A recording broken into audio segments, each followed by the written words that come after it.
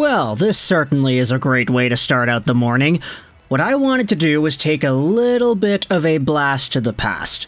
Because a few days ago, the Montreal Canadiens had themselves a hockey game against the Carolina Hurricanes, and they didn't do all too well. We don't need to talk about the game itself, we don't need to talk about the results, but what we do need to talk about is the intermission segment.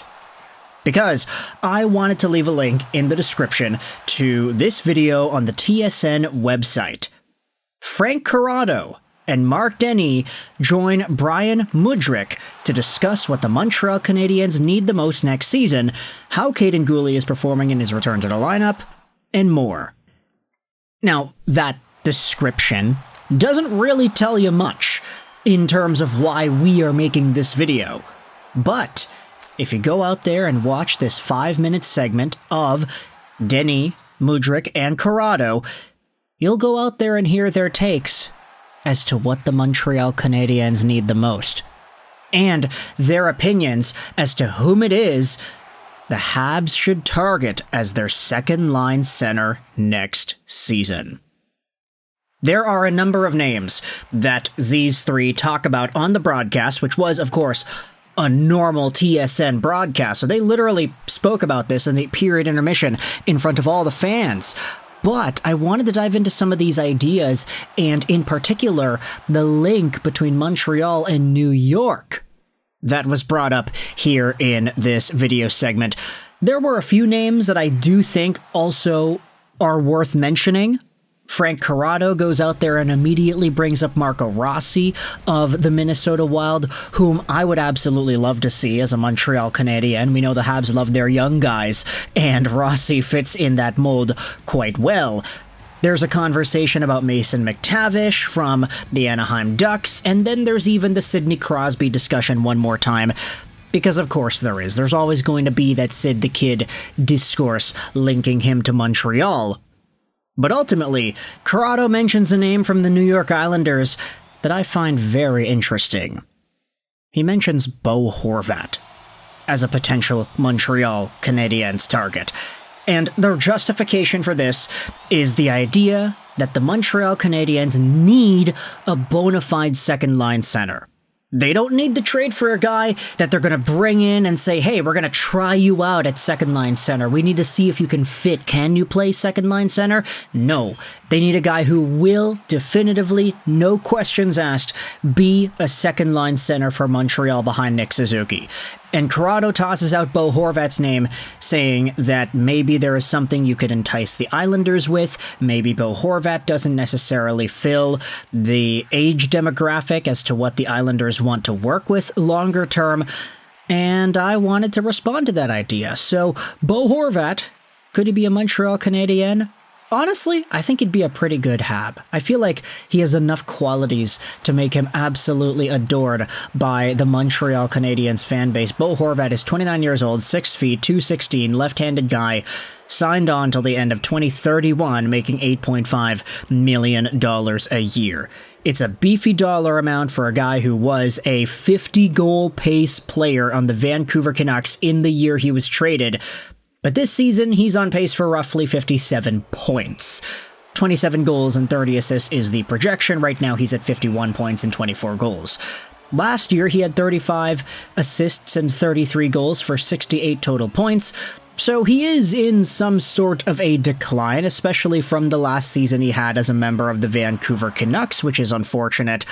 But Bo Horvat really came into his own after the bubble playoffs in 2020 as more of a north-south sniper with some great face-off winning ability and susceptibly decent two-way play. I say susceptibly because, honestly, I feel like his reputation as a top shutdown two-way center is more than what he actually brings. At least that's what he was in Vancouver. He wasn't really the best defensively minded center. He could just play very well up and down the ice. But for Bo, this is a player whom, if you wanted to give him second-line minutes behind Nick Suzuki, I do kind of wonder whether or not Bo Horvat's production would slow down a little bit with fewer minutes.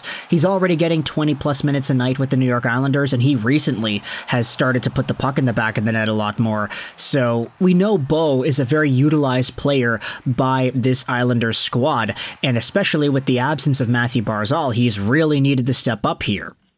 The Islanders are one of these teams that has a lot of difficulty putting the puck in the back of the net. Bo Horvat does lead the team with his 51 points in 72 games played, which is really not a good number to be the top point guy on a team. But then again, hey, I'm a Vancouver Canucks fan.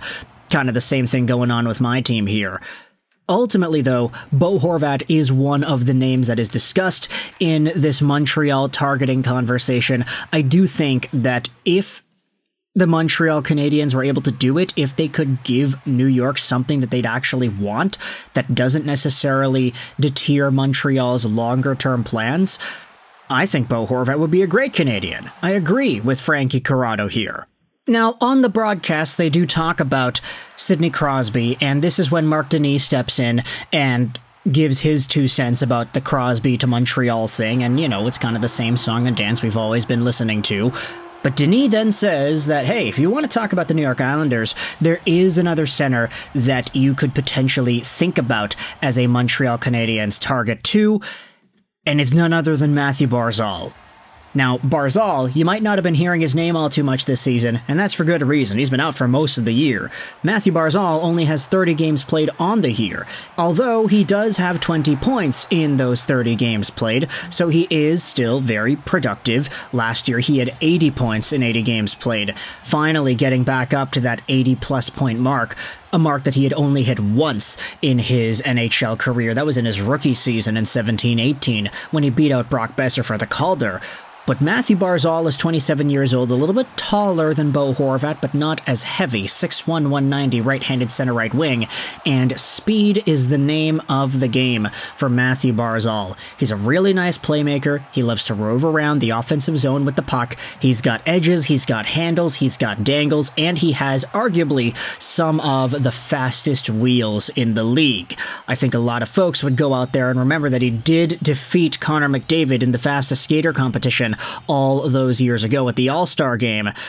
But Mathew Barzal brings a lot more to the game than just his speed. He is more of a north-south caliber center with dangling and playmaking rather than Bo Horvat's north-south sniping ability.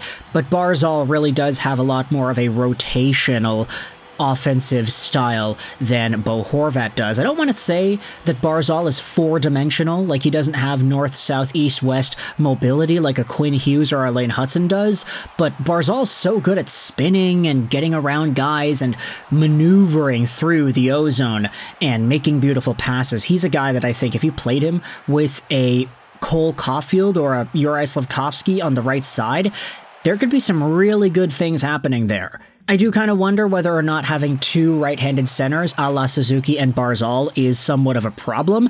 Bo Horvat's a lefty, so maybe there's a bit more versatility there.